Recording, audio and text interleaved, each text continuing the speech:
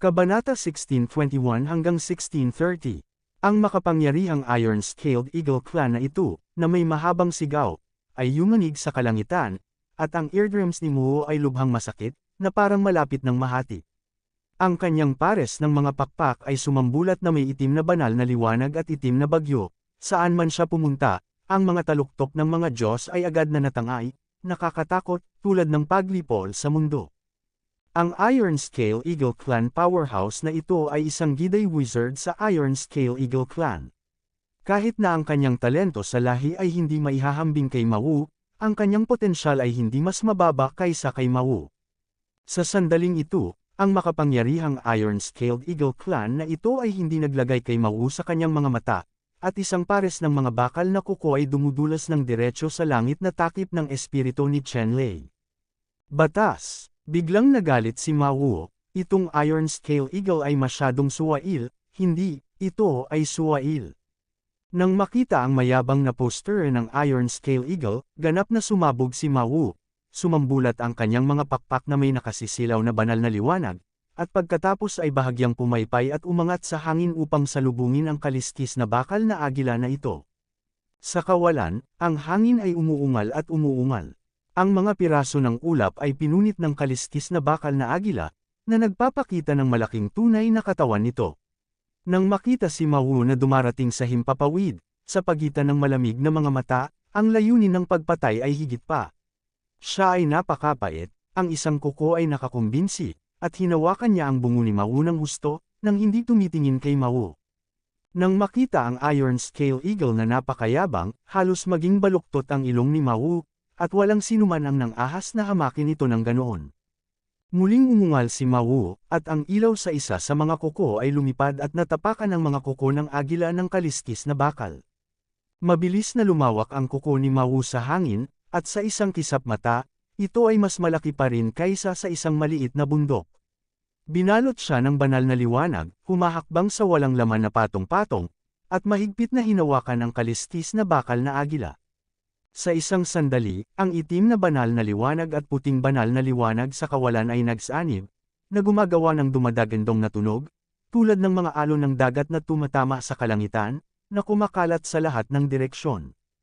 Ang mga nakapaligid na ulap ay tinamaan ng banal na liwanag ng dalawang kulay at tinangay, nagsiwalat ng asul at matayog na kalangitan. Boom! Ang tunog na parang kulog ay patuloy na umaalingaw sa kawalan, lumiligid sa lahat ng direksyon. Sa sandaling ito, ang malakas na lalaki na ito mula sa Iron-Scale Eagle Clan ay na-knockout ng isang malaking puwersa at lumipad ng pabaligtad sa kawalan, naglabas ng mahabang itim na ilaw at anino. Hindi rin komportable si Mawu. Siya ay nabaligtad at lumipad ng ilang kilometro, iwinagayway ang kanyang mga pakpak sa hangin, na nagpatatag sa kanyang figure. Flat-haired beast, hindi ka ba komportable? Matapos patatagin ni Mawu ang kanyang figure sa hangin, tumingin siya sa iskala ng bakal na agila na libu-libong metro ang layo at sinabi sa malamig na boses. Sa sandaling ito, ang mga kuko ng agila ng kaliskis na bakal ay patuloy na nanginginig, at ang mga buto ng paa ay halos mabali, at nagdusa ng bahagyang pagkawala. Mukhang sinasamantala mo ito. Ang agila ng kaliskis ng bakal ay malamig na umugang, at ang tunog ay parang dalawang piraso ng bakal na nagkikiskis sa hangin, at napakatay nga sa tenga. Sa isang pares ng malamig na electric eyes na kumikislap, malamig niyang tiningnan si Mawu.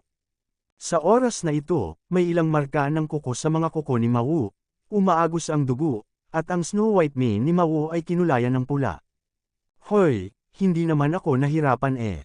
Matagumpay na ngumiti si Mawu. Talaga, tapos susubukan mo ulit.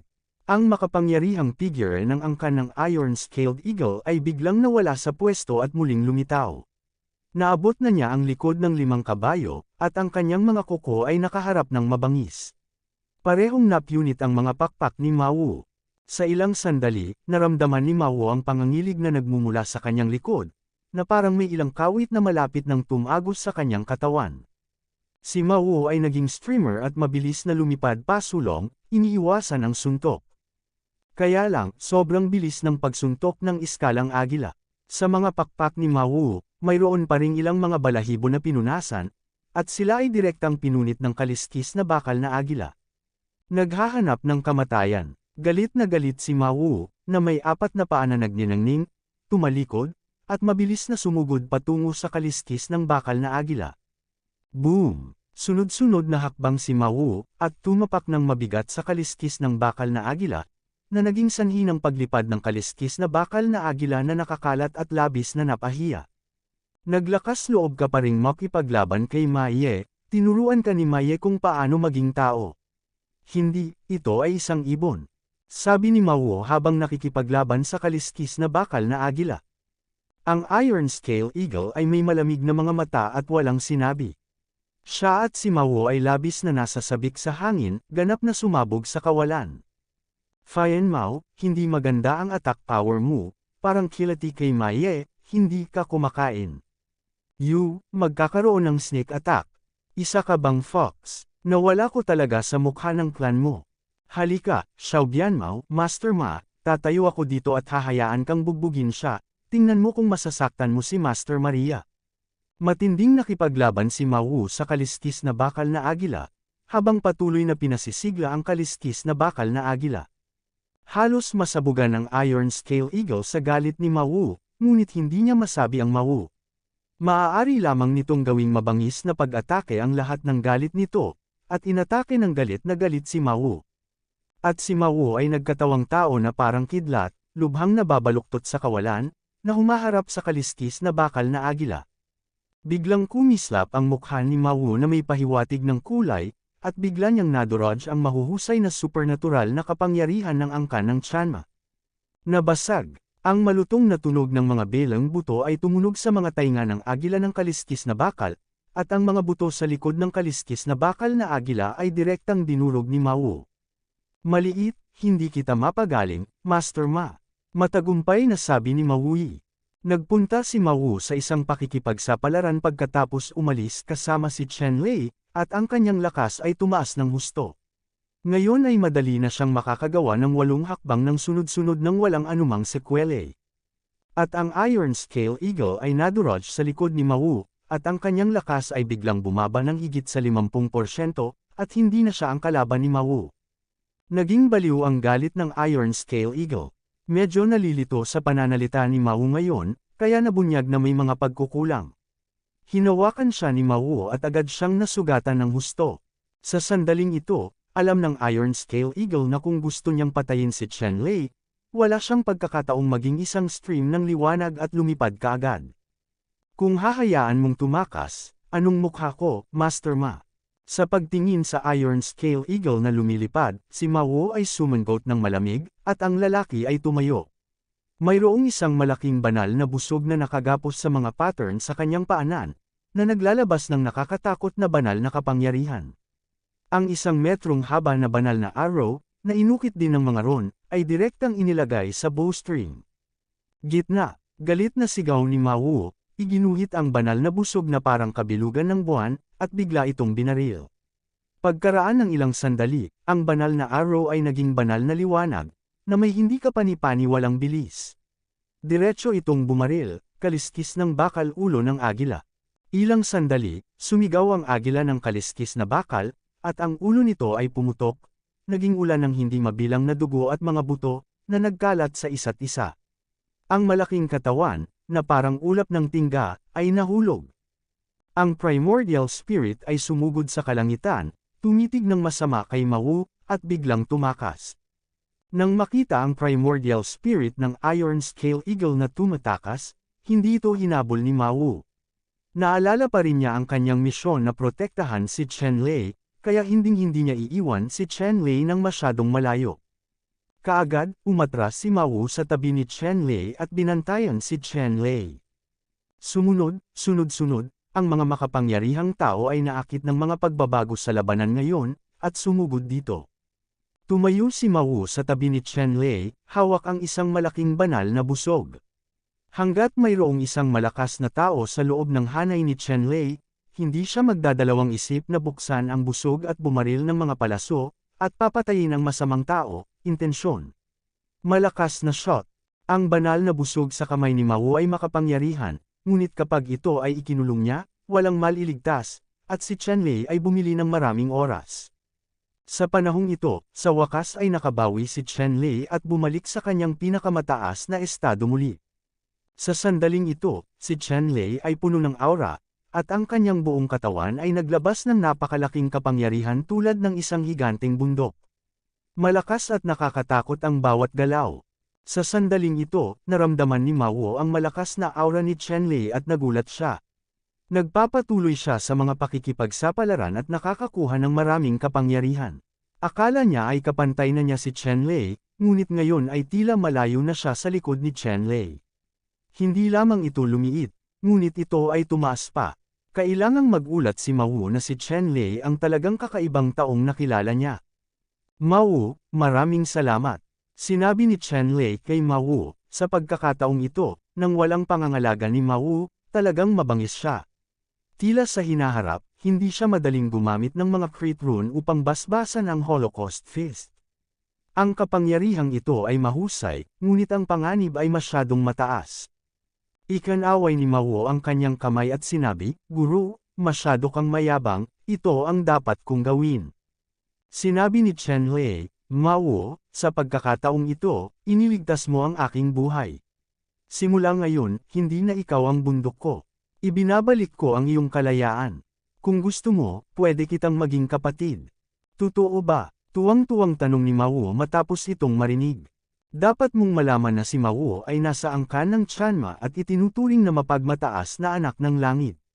Napakayabang ng angkan na ito. Kung hindi pa siya pinagbantaan ni Chen Lei sa buong buhay niya nang kaharap si Chen Lei, paano niya makikilala si Chen Lei bilang kanyang Panginoon?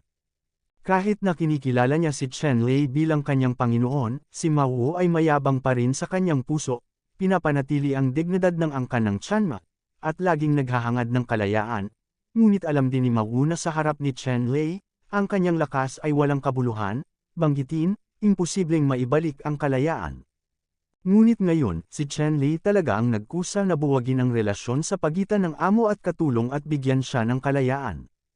Paanong hindi siya kikiligin, biglang dumating ang kaligayahan. Pagkatapos lamang mawala ng kalayaan ay tunay na pahalagahan ng isang tao ang halaga ng kalayaan. Siyempre totoo, seryosong sabi ni Chen Lei. "Ang galing, salamat kuya." Sabi ni Mao, nagmamadaling nagpasalamat sa kanya, at agad na nakilala si Chen Lei bilang panganay na kapatid. Dapat mong malaman na hinahangaan pa rin ni Mao ang lakas ni Chen Lei. Ang gayong promising at makapangyarihang tao ay natural na magkakaroon ng mabuting kaibigan. Ang pagiging nakababatang kapatid ni Chen Lei ay magkakaroon ng parehong mga benepisyo sa hinaharap. "Ha, kikilalanin kita bilang kapatid." Tumawa at malakas na sinabi ni Chen Lei, para pagkatapos lumabas sa hinaharap, hindi niya kailangang masaktan ang angkan ng Pegasus. "Kuya, saan ka susunod?" Matapos kumpirmahin ang relasyon, tinanong ni Mao si Chen Lei. Natural, patuloy na maghanap ng mga dayuhang kayamanan. Kung palalampasan mo ang pagkakataong ito, hindi ka na magkakaroon ng parehong pagkakataon sa iyong buhay. Sinabi ni Chen Lei kay Mao na ang pinakagusto niyang gawin ngayon ay mangolekta ng mga kayamanan. Para naman sa first place ranking, nasaksihan na niya ang medalya, at medyo malayo pa ang second place. Huwag mag-alala tungkol sa unang lugar. Kukunin ang ulo. Tumango si Mao. Dumating siya para lumahok sa 10,000 Races Conference.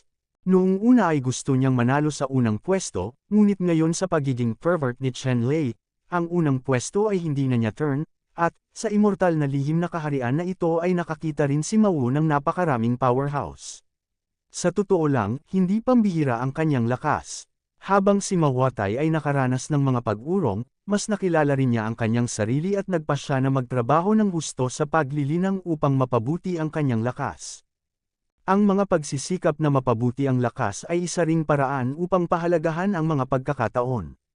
Sa makatuwid, natural na sumang-ayon si Mao sa panukala ni Chen Lei. "Kuya, bakit hindi tayo kumilos ng magkasama, o bantayan?" sabi ni Mao kay Chen Lei. Tumango si Chen Lei at nagsabi, "Ito ay kalikasan. May panganib sa walang kamatayang lihim na rehiyong ito. Natural na dapat tayong kumilos ng magkasama." Kahit na may Slaughter God Spear, hindi iniisip ni Chen Lei na kaya niyang walisin ang lahat ng powerhouses sa walang kamatayang lihim na kaharian. Si Mao ay isa ring mahusay na katulong. Kung kumilos sila ng magkasama, natural na mas ligtas sila kaysa sa kanya lamang. Habang pinag-uusapan ni Chen Lei at Mao ang susunod na itinerary, biglang, isang mahabang tunog ang yumanig sa kalangitan, at ang maitim na ulap sa di kalayuan ay mabilis na gumalaw, lumilitaw sa harap ni Chen Lei at ng iba pa sa isang kisap mata. Iron Scale Eagle ba yan? Tumangala sina Chen Lei at Mao sa madilim na ulap, at nalaman na ito ay isang grupo ng mga Iron Scale Eagles, mga 10. Bakit napakaraming malalakas na tao sa angkan ng Iron Scale Eagle? Labis na nagulat sina Chen Lei at Mao, lalo na ang lata na agila na may ginintoang balahibo. Sa likod nila, may 3 bakal na agila na may pilak na balahibo, at ang natitirang 6. Bagaman ang mga balahibo ay itim at bakal, lahat sila ay naglalabas ng malakas na hininga. At sa itaas ng ulo ng Golden Iron Scale Eagle na iyon, ang primordial spirit ng Iron Scale Eagle na umaaligid at lumilipad ay ang pinatay ni Mao. At ang primordial spirit ng Iron Scale Eagle na ito, sa sandaling ito, ay nangunguna sa grupong ito ng mga Iron Scale Eagles at pumapatay sa direksyong ito. Mao, mukhang hindi maliit ang Iron Scale Eagle na napatay mo, kung hindi, paano mangyayari ang ganoong malaking labanan? Sabi ni Chen Lei kay Mao. Malamig na bumantong hininga si Mao, at sinabing, paano ang isang malaking labanan? Natatakot ako na hindi sila magtatagumpay. Paano maihahambing ang aking angkan ng Pegasus sa kanilang maliit na angkan ng agila na may kaliskis na bakal? Nag-thumbs up si Chen Lei at sinabing, hinahangaan ko ang mga lalaking tulad mo. Kung ganoon, ibibigay ko sa iyo ang grupong ito ng kaliskis na bakal, paano?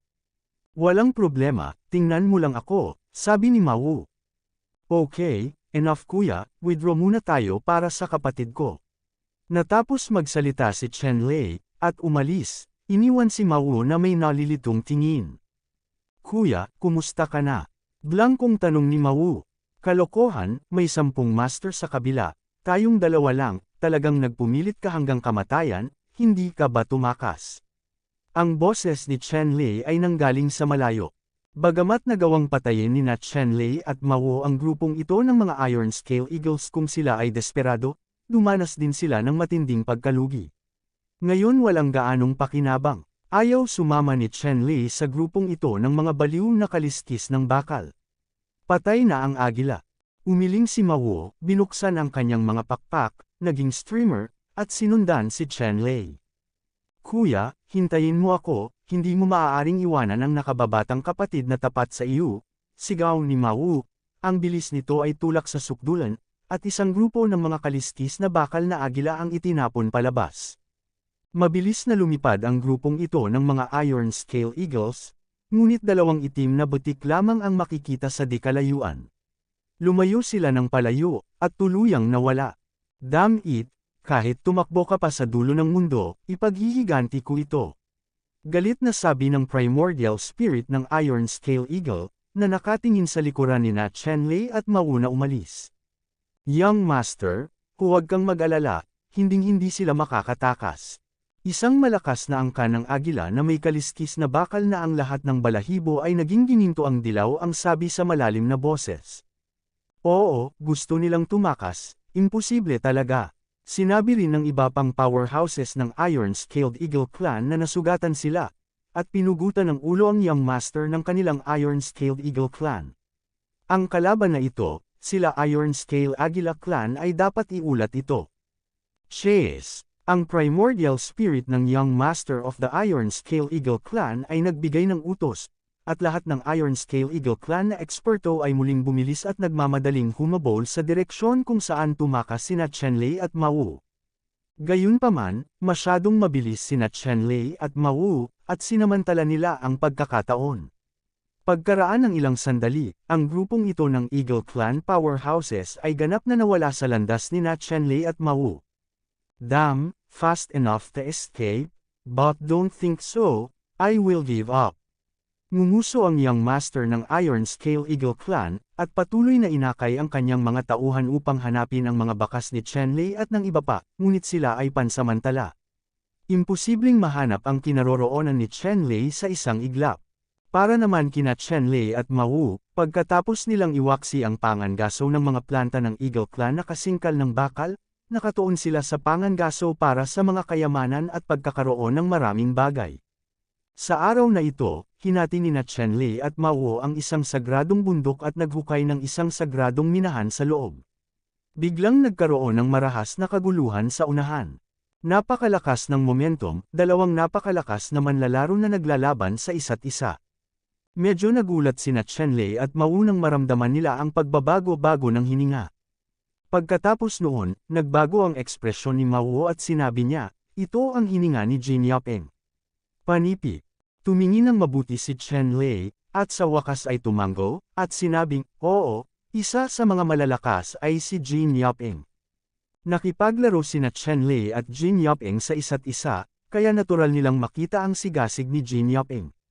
Para naman kay Mawu, sila ni Jin Yaping ay nag-uutos na ng baby kisses mula pagkabata. Mas kilala nila si Jin Yaping at hindi na sila makilala. Sa ilalim ng gayong mga kalagayan, natural na hindi niya nakikita ang pagkakamali. Tingnan natin, medyo hindi comfortable si Mawu, dahil sa mga pabago-bago ng hininga na naramdaman nila, makikita rin nila na dahado si Jin Yaping. Tumango si Chenlei. Siyempre, walang dahilan para hindi sumang-ayon. Alam mo, si Mawu at Jin Yaping ay tila magkaaway, at nag-aaway sila sa sandaling magkita sila, ngunit sa katunayan, masasabi ni Chenlei kung si Jin Yaping o Jin Yaping. Mawu, ang puso ko ay para sa isa't isa. Sa oras na ito, noong nasa panganib si Jin Yaping, natural na hindi na natiling walang ginagawa si Mawu. Hindi nagtagal, lumitaw si Chenlei at ang iba pa sa gitna ng larangang ito. Nakita nila ang dalawang malalakas na lalaki na mabangis na nakikipaglaban, na binaligtad ang lugar na ito. Tumingin sina Chenlei at Mawu sa gitna ng larangan ng digmaan, at nalaman na dalawang malalakas na manlalaro ang naglalaban sa isa't isa. Ang isa sa kanila ay si Jin Yaping, at ang isa ay isang malakas na manlalaro mula sa Black Gold Ant Clan. Sa sandaling ito, ang malakas na itim na gintong ant na tribo na ito, na may hawak na itim na baras na bakal sa kanyang kamay, ay naglabas ng itim na liwanag.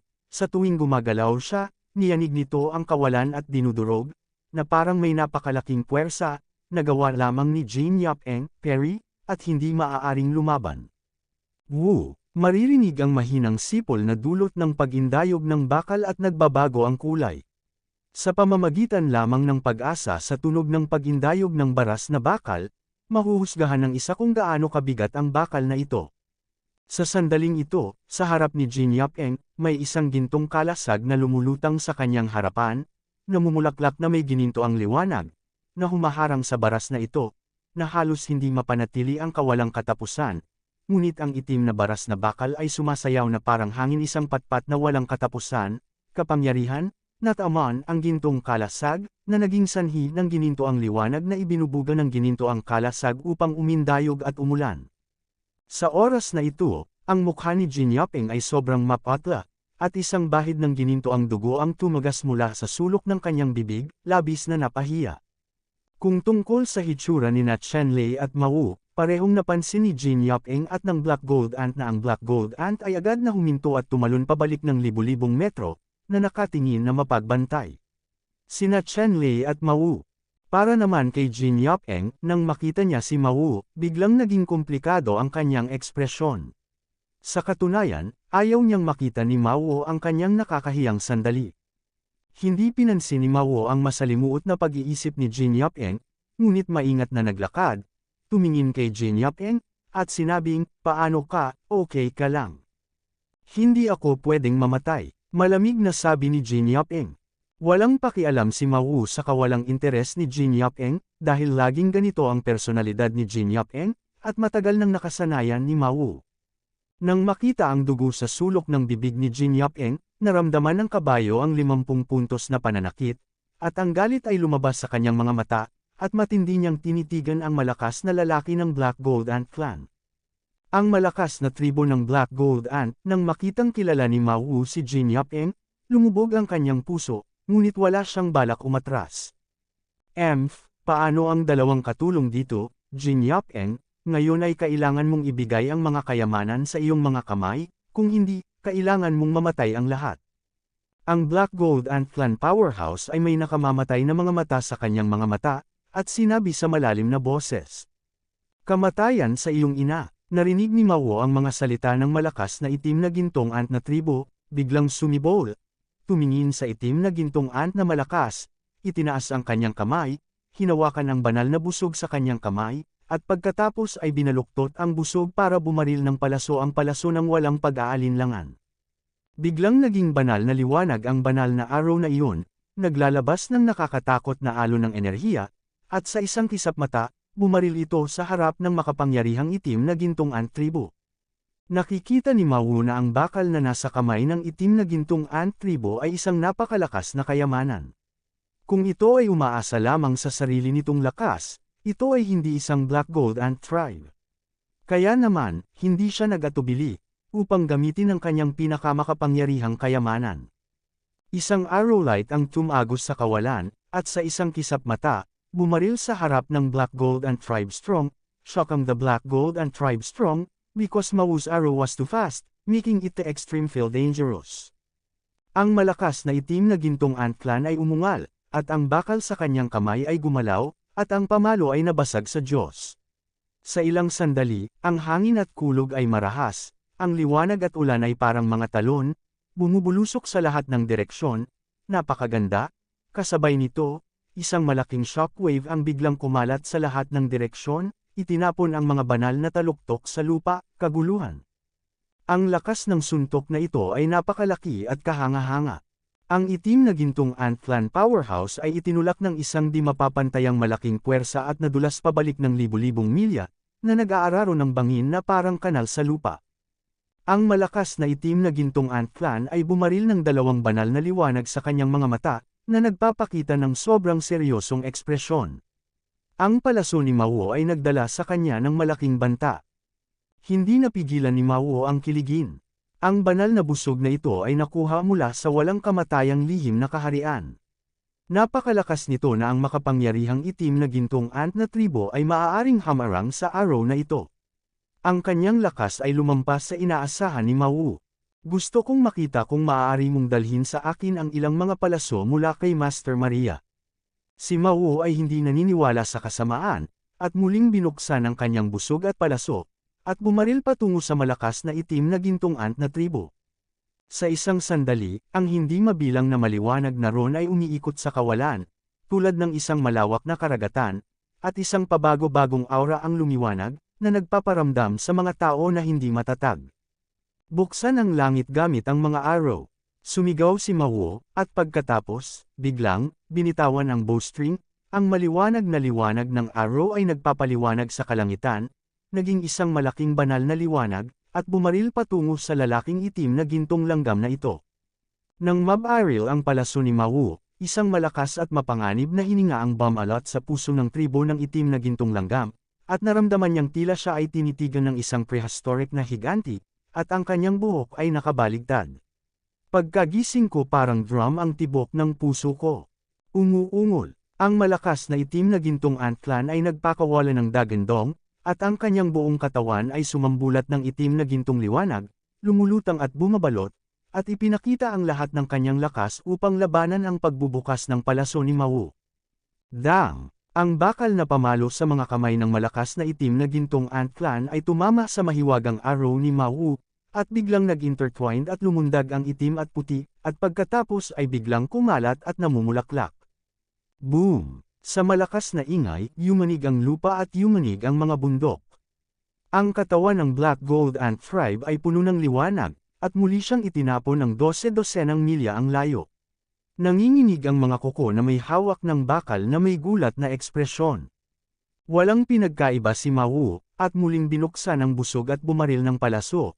Ang nakasisilaw na banal na liwanag ay lumipad na parang kuryente, bumubulusok sa kawalan, at sa nakakatakot na nanginginig na tunog, binaril niya ang itim na gintong langgam gamit ang isang palaso sa harap ng pamilya. Malas. Ang malakas na itim na gintong ant clan ay ayaw ding magpakita ng kahinaan, at ang baras na bakal sa kanyang kamay ay muling pinasabog ang magic arrow na ito, ngunit muli siyang nadurodge ng kapangyarihang dala ng magic arrow, sa hindi huminto si Mao, at ang pangatlong palaso ay inilagay sa bowstring, gumuhit ng busog na parang kabilugan ng buwan. Ang ikatlong araw na ito ay may pambihirang pangitain, malayo sa unahan ng unang dalawang araw. Sa sandaling ito, ang buong banal na busog ay sumambulat na may walang katapusang rune, nagniningning ng isang piraso ng ningning sa buong katawan ni Mawu, at ang buong katawan ng mga balahibo ng araw ay nakipag-ugnay sa mga rune, napakalinaw, nagpapakita ng pinakamataas na kapangyarihan. Hoy! Umalangaw-ngaw sa pagitan ng langit at lupa ang tunog ng pagbasag sa kawalan. Iyon ay ang banal na tinig ng mga balahibo ng palaso. Isang banal na bahaghari ang tumagos sa kalangitan at lumipad ng diretso sa makapangyarihang itim na gintong antlan sa napakabilis na bilis. Ang itim na gintong antlan powerhouse ay umungal at nakaramdam ng isang hindi pa naganap na krisis. Ang kapangyarihan ng ikatlong palaso na ito ay nagpang-inig sa kanyang kaluluwa. Sa sandaling ito, ang itim na gintong antlan powerhouse ay sumabog na may itim na banal na liwanag sa buong katawan niya, at ang itim na baras ng bakal sa kanyang kamay ay pinagdugtong ng mga linya, ang hitsura nito ay nagbago ng husto, at mukhang napakaganda at misteryoso. Habang gumagalaw, lumitaw ang isang black gold shield sa harap ng makapangyarihang black gold antlan, mahigpit siyang binabantayan.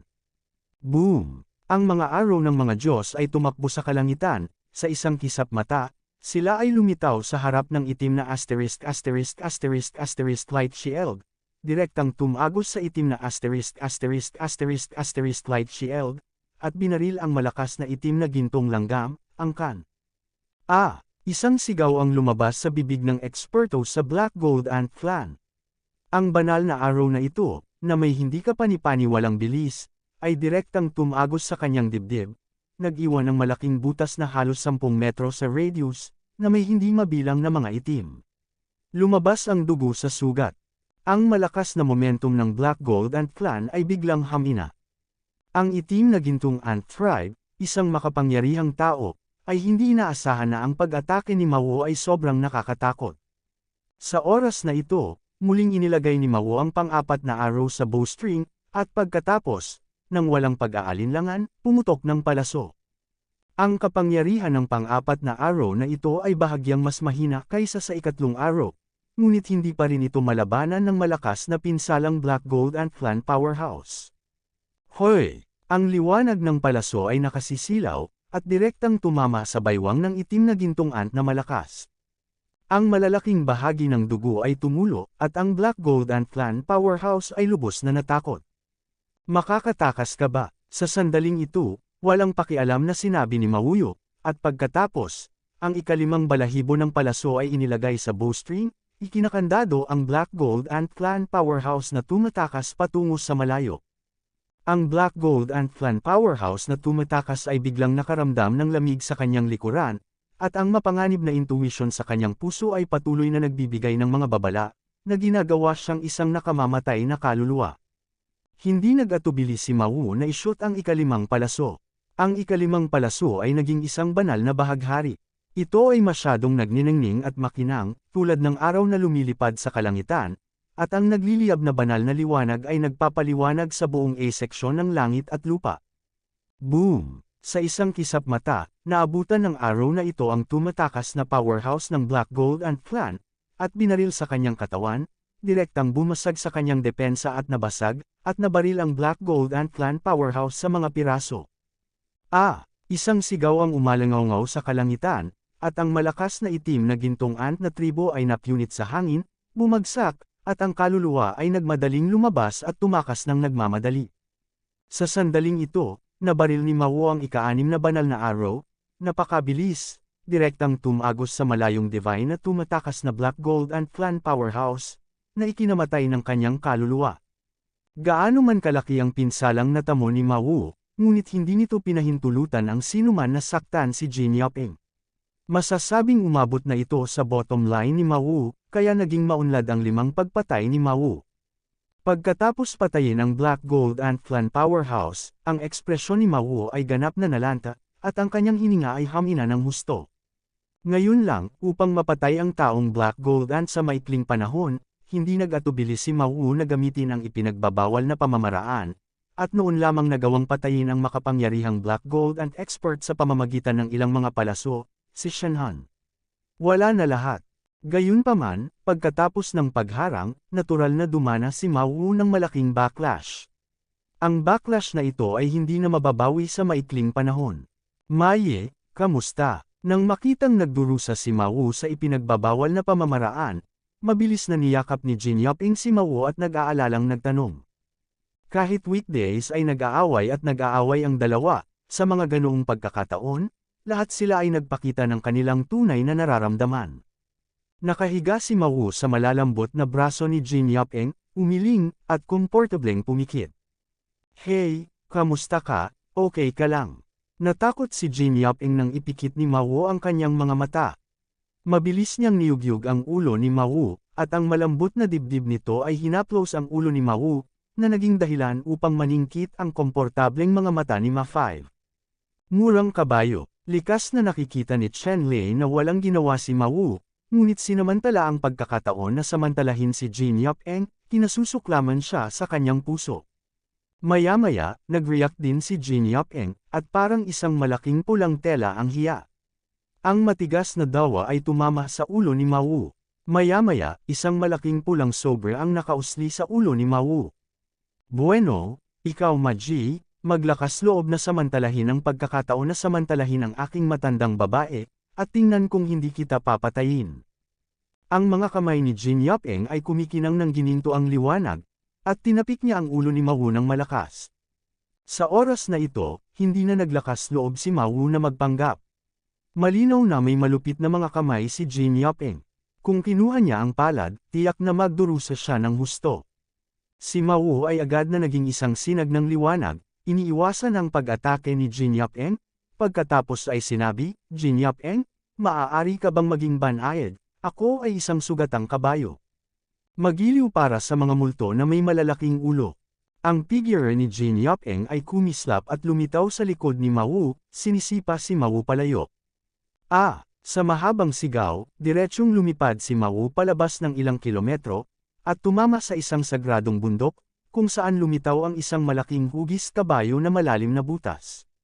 Pumalakpak si Jin Yoping pagkatapos maintindihan. Boom! Sa isang malakas na ingay, binasag ni Mao Wu ang hindi mabilang na mga labi, lumipad palabas sa malalim na hukay, at tumingin kay Jin Yoping mula sa malayo, na may napakabantay na tingin. Sige, tignan mo yang itsura mo. Halika dito, hindi ko na uulitin. Sumenya si Jin Yoping at sinabi kay Mao Wu. Kaya lang hindi naniwala si Mao Wu at nag-alinlangan. Hindi ka makakapunta. Biglang damilat si Jin Yoping nang makita niya ito, at lumitaw ang isang wave ng mamamatay tao na aura, at sumigaw siya ng galit. Halika rito, halika rito.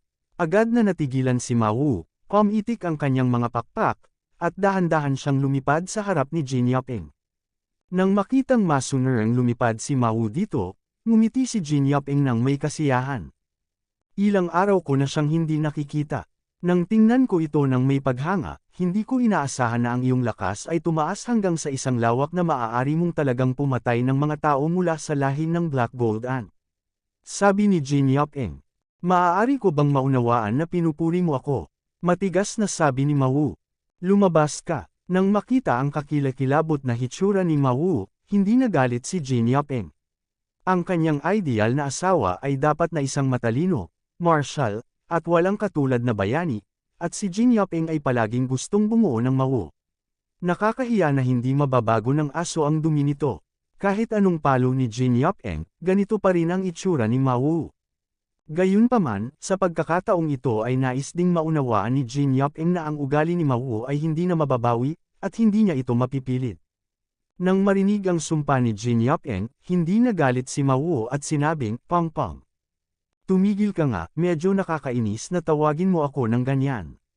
Pinutol ni Jin Yoping ang mga salita ni Mao Wu, pagkatapos ay sinabi, dapat mong tawagin ang aking buong pangalan tulad ng dati.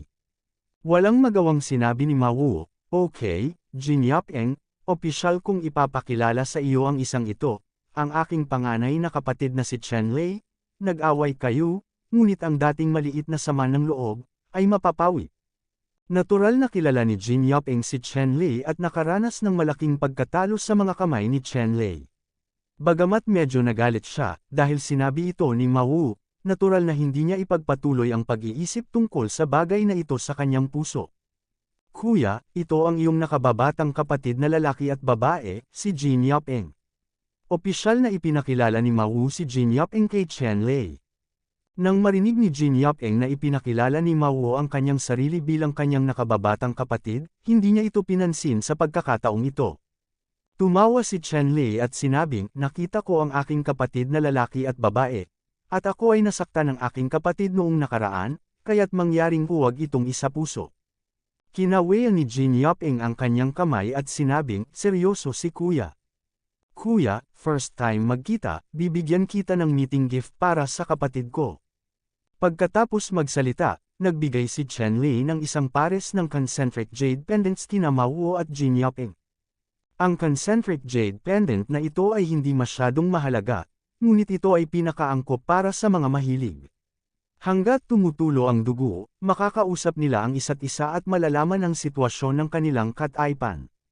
Si Jin Yap-eng ay lubos na nasisiyahan sa regalo ni Chen Lei at masayang tinanggap ito. Pagkatapos, siya at si Mao ay nagpatulong ng dugo sa isang jade pendant, at isang pakiramdam ng intimacy ang kusang lumitaw. Salamat mga kapatid, ipinahayag ni Jin Yap-eng ang kanyang pasasalamat mula sa kaibuturan ng kanyang puso. Talagang nagustuhan niya itong concentric jade pendant. Sa ngayon, ang hindi pagkakaunawaan sa pagitan nina Jin Yap-eng at Chen Lei ay ganap na nawala sa nakaraan, at ang relasyon ay maayos. Bakit mo nakilala ang lalaki mula sa Black Gold Ants? Nagkaroon ng pagkakataon si Mao na tanungin si Jin Yap-eng sa oras na ito. Ayon sa katotohanan, tama para sa malalakas tulad ng Black Gold Ants at Jin Yap-eng na magselos sa isa't isa, dahil hindi mahina si Jin Yap-eng. At ang mga tao ng Black Gold Ants ay kailangang labanan ang Jin Yap-eng kill, tiyak na hindi nang walang dahilan. Nakakuha ako ng isang piraso ng itim na ginto na may pattern ng Diyos. Ang ***** pattern na itim na ginto ay isang uri ng ***** na material para sa pagpino ng mga kayamanan.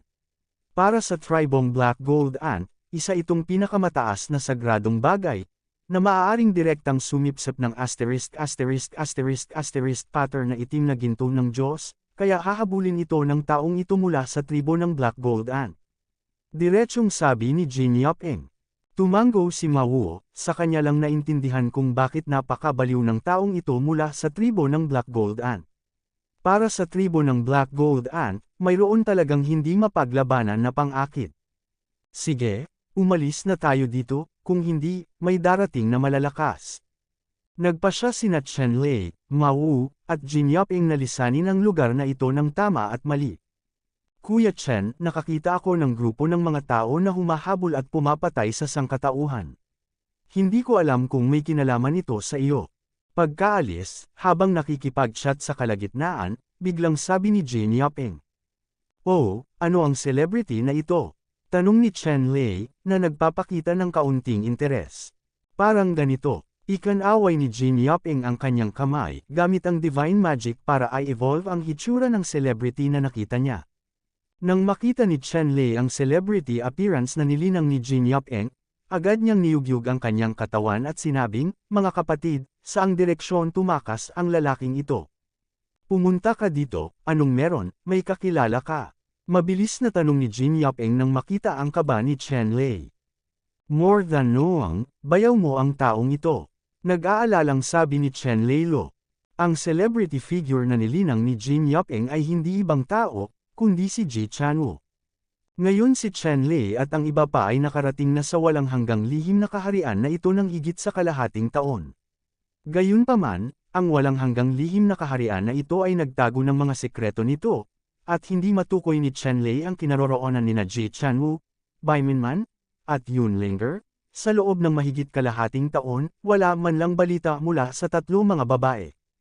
Sa oras na ito sa wakas ay nakatanggap ako ng balita tungkol kay Ji Chanwoo mula kay Jin Yap-eng.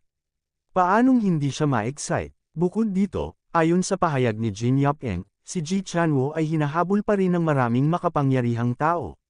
Kung gayon, tiyak na nasa panganib siya sa kanila, lalo siyang nag-alala. Tara, hanapin natin siya ngayon. Hindi nakatiis si Chen Lei saglit, at sinundan ang direksyon na itinuro ni Jin Yap-eng hanggang sa lahat. Gayunpaman, hindi nagdalawang isip sina Jin Yap-eng at Mao Wu na habulin si Chen Lei. Dati, walang balita si Chen Lei tungkol kay Ji Chanwo, kaya natural na hindi niya ito mahanap. Ngunit ngayon, alam na nasa lugar na ito si Ji Chanwo, natural na hindi na niya ito hahabulin. Hinuha ni Yan Shenzhou ang direksyon sa loob ng maliit na distansya, at unti-unti, sa wakas ay natuklasan ni Chen Lei ang hininga ni Ji Chanwo. Oo, nagkaroon ng malaking labanan dito, at malamang na umalis sila.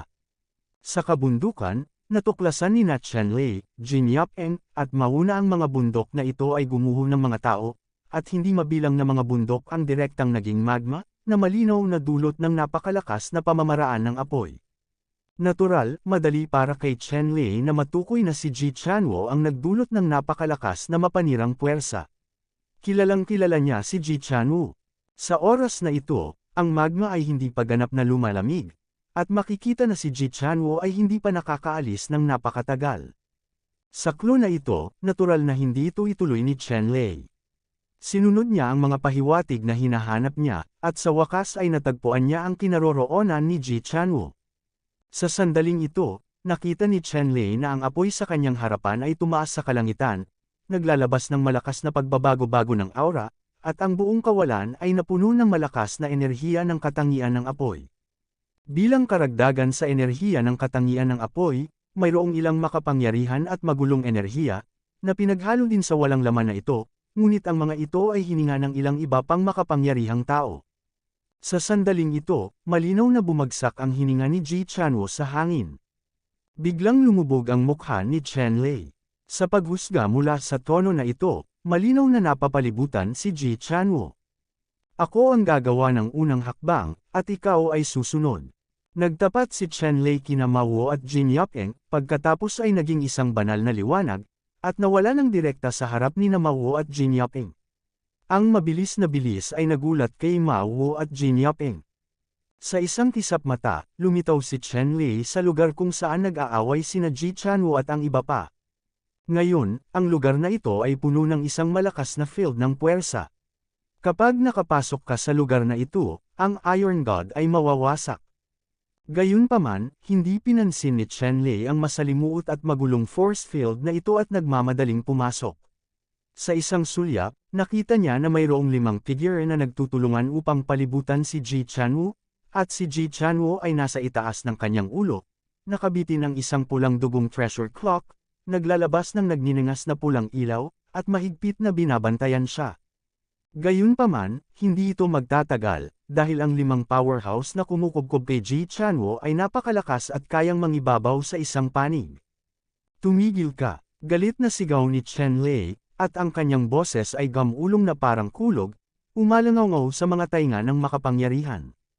Ang 5 malalakas na lalaki na kumukubkob kay Ji Chanwo ay biglang huminto, lumingon at tumingin kay Chen Lei isa-isa, at nakita nila na ito ay isang lahi ng tao, ngumuso, hindi sila pinansin, at patuloy na inaatake si Ji Chanwo. Hindi kilala ng 5 powerhouse si Chen Lei.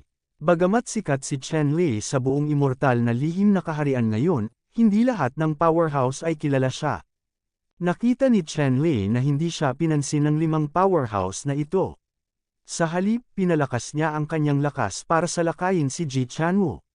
Ngumuso siya, at ang Diyos ng Slaughter Spear ay lumitaw sa kanyang kamay, naging isang itim na liwanag patungo sa kanya, Akoti. Parang kuryente ang bilis ni Chen Lei, at sa isang kisap mata, pinaputukan ng baril ang malakas na lalaki na may tinik sa buong katawan. Ang malakas na lalaki na ito ay biglang nakaramdam ng krisis at nais na tumalikod upang lumaban, ngunit huli na ang lahat. Enga, sabi niya, ang God of Slaughter gone ay madaling tumagos sa mahalagang liwanag ng katawan ng malakas na lalaki na ito, at pagkatapos, tumagos sa likod ng kanyang puso, ang matalim at kakilakilabot na dulo ng baril, ay tumagas mula sa kanyang dibdib, tumutulong ng dugo. Nagpanik ang malakas na lalaking ito. Gusto lang niyang sirain ang kayamanan para lumaban. Biglang nagmula sa baril ang isang malaking shock force. Biglang nabasag ang kanyang katawan at naging mga pira-piraso ng langit, kasabay nito, ang kanyang primordial spirit ay tuluyang gumuho at nahulog sa dilim. Slaughter Gods gone, sa ilalim ng isang baril, ang kaluluwa at espiritu ay wiped out, kaya mapang-api. Matapos barilin at patayin ni Chen Lei ang isang malakas na lalaki, pinunit niya ang isang puwang sa nakapaligid na bilog, diretsyong pumasok, at nagpakita sa harap ni Ji Chanwo. Naramdaman na ni Ji Chanwo ang hininga ni Chen Lei, nang makita ang pagdating ni Chen Lei, isang nakakagaan na ngiti ang lumitaw sa kanyang magandang mukha. Sa oras na ito, tumingin si Chen Lei kay Ji Chanwo at nalaman na ang kanyang katawan ay may galos, na may hindi mabilang na mga sugat. Hanggang ngayon, dumudugo pa rin ang sugat, at walang oras para pigilan ang pagdurugo at gamutin ang sugat. Ipinapakita nito kung gaano siya nagdusa sa panahong ito. Nanlungo at nagalit si Chen Lei. Ang Qinglong Rejuvenation Art ay tumama sa katawan ni Ji Chanwo, nagpatigil sa pagdurugo ng sugat ni Ji Chanwo at gumaling sa kanya. Pagkatapos, ibinaling niya ang kanyang ulo at tumingin sa iba. Ang mga mata ng apat na powerhouse ay napuno ng kahangahangang hangarin sa pagpatay. Sa una, ang apat na powerhouse na ito ay hindi naglagay kay Chen Lei sa kanilang mga mata. Anong mga banta ang maaaring idulot ng sangkatauhan sa kanila? Gayunpaman, matapos barilin at patayin ni Chen Lei ang malakas na lalaki na sumaksak sa orc gamit ang baril, sa wakas ay naging marangal ang mga ekspresyon ng natitirang apat na malalakas na lalaki. Alam nilang hindi na nila ito nakita sa pagkakataong ito, ngunit hindi nila ito inaasahan. Si Chen Lei ay magiging napakalakas. Gayunpaman, ang apat na powerhouse na ito ay walang intensyon na umatras. Malaki rin ang tiwala nila sa sarili nilang lakas. Isa pa itong mamamatay. Anak, ano ang pangalan mo? Hindi papatayin ng aking nasasakupan ang hindi alam. Tanong ng isang malakas na lalaki na may mahinang malamig na liwanag na kumikislap sa kanyang mga mata, at ang kanyang boses ay sobrang malupit. Ang pangalan ko ay Chen Lei, ngayon, walang sinuman sa inyo ang gustong umalis ng buhay. Nagpasya din si Chen Lei na huwag pabayaan ang apat na powerhouse na ito, kaya masaya niyang ibinalita ang kanyang pangalan. Ha, Chen Lei, napakalakas ng tono mo. Naglakas loob kang magsalita ng ganoon kalalaking salita, at hindi ka natatakot sa ihip ng hangin. Teka, Chen Lei ang pangalan mo. Tumangala sa langit ang malakas na lalaki at tumawa. Hindi niya isinasa puso ang mga salita ni Chen Lei. Akala niya biro lang ang sinasabi niya. Biglang parang may naalala siya at nagtanong ng mariin. Oo, ako si Chen Lei. Matigas na sabi ni Chen Lei. Ngunit ayon sa alamat, si Chen Lei ang nakakuha ng Slaughter God Spear. Tanong ulit ng malakas na lalaki. Angkop, sabi ni Chen Lei. Ha, ang galing talaga, hindi talaga mahahanap ng basag na bakal na sapatos. Hindi na kailangang magsumikap para makuha ito. Chen Lei, ibigay ang Slaughter God Spear, at ang upuang ito ay makakaligtas sa iyong mamatay. Panipik. Nang marinig ng malakas na lalaki ang mga salita ni Chen Lei, sumabog siya sa tuwa at tumawa. Kumislap ang kanyang mga mata ng matako na berdeng mga mata, at tumingin siya kay Chen Lei at sinabing, "Nanaginip ka, hindi ka pagising. Nakakabaliw ang sinasabi mo. Ikaw ang magiging baril para sa iyo. Huwag kang masyadong mag-isip ng maganda." Malamig na tumikim si Chen Lei. Matapos pakinggan ang mga salita ni Chen Lei, biglang lumungkot ang mukha ng malakas na lalaki at sinabing, "Chen Lei, huwag kang mag-toast o kumain ng masarap na alak, at ibigay ang Slaughter God Spear. Maaari mo pa ring iligtas ang iyong buhay. Kung hindi, ang upuang ito ay madudurog ang iyong bangkay, at ang iyong mga buto at abo ay mapipigilan." Panipik. Sinabi ni Chen Lei matapos itong marinig. Talaga, gusto kong makita kung ano ang kaya mo, maglakas loob na magsalita ng ganoong kalaking salita. Sinabi ng malakas na lalaki, "Kung ito ang kaso, huwag mo akong sisihin sa pagiging walang malasakit." Panipik. Pagkatapos magsalita, ang malakas na lalaki na ito ay naglabas ng nakakatakot na pagbabago-bago ng aura, itinaas ang kanyang kamay, at pinutol ang isang banal na liwanag at isang napakagandang kayamanan sa hangin. Ang mga treasure seizure na ito ay mabilis na dumausda sa hangin, na naglalabas ng napakatalam na aura, na may mga ron na umiikot, silver light na kumikinang, at banal na liwanag na nagniningning. Kung maaari kang mamatay sa kayamanan ng iyong sariling angkan, maaari kang ituring na namatay na mabuti.